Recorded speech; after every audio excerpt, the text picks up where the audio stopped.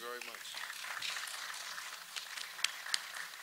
The highlight of Israel Prime Minister Benjamin Netanyahu's second day in Africa was a State House session with his host President Uhuru Kenyatta.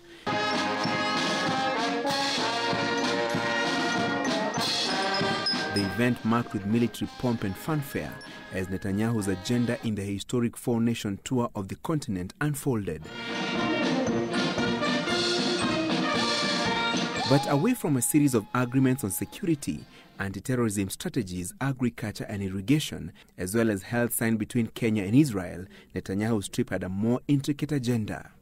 Israel is coming back to Africa, and Africa is coming back to Israel.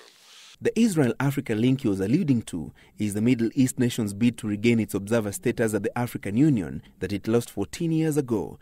Israel's perennial rival Palestine was granted the observer status at the African Union in 2003 through the instigation of the then president of Libya and continent's powerman Muammar Gaddafi.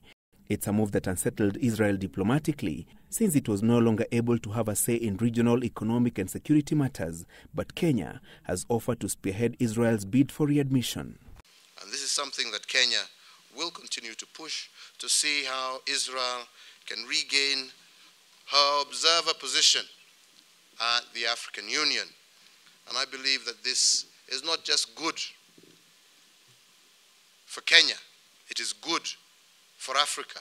Africa has no better friend outside of Africa than the State of Israel in the practical needs of security and development. There may be other friends, and there are, but I think none of them exceeds Israel. Kenyatta's decision is likely to trigger intense debate during the AU summit next week in Kigali, Rwanda. A number of African nations, among them Morocco, Sudan and Algeria, have consistently opposed Israel's comeback amid accusations of human rights violations.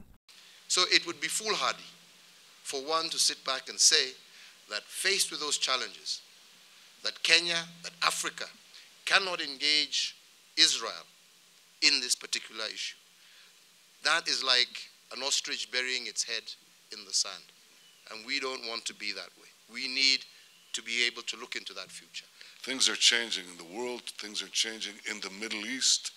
Things are changing in the relations between Israel and many of our Arab neighbors. A similar change is now undergoing our relations with African countries who understand what I've just said. From Nairobi, Netanyahu will head to Kigali, Rwanda, and later Addis Ababa, Ethiopia.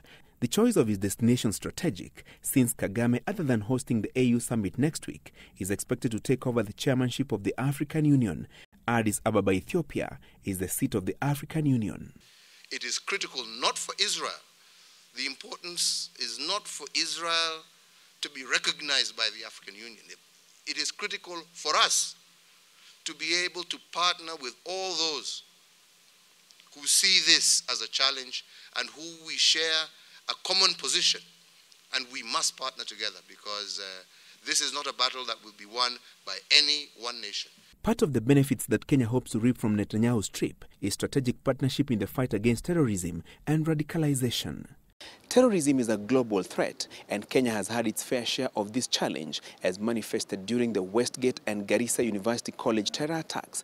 The visit by Israeli Prime Minister Benjamin Netanyahu meant to improve collaboration between the two nations, and especially on intelligence gathering to avert these attacks, and more so those perpetrated by the Al-Shabaab terror group. Francis Gashuri, Citizen TV, State House, Nairobi.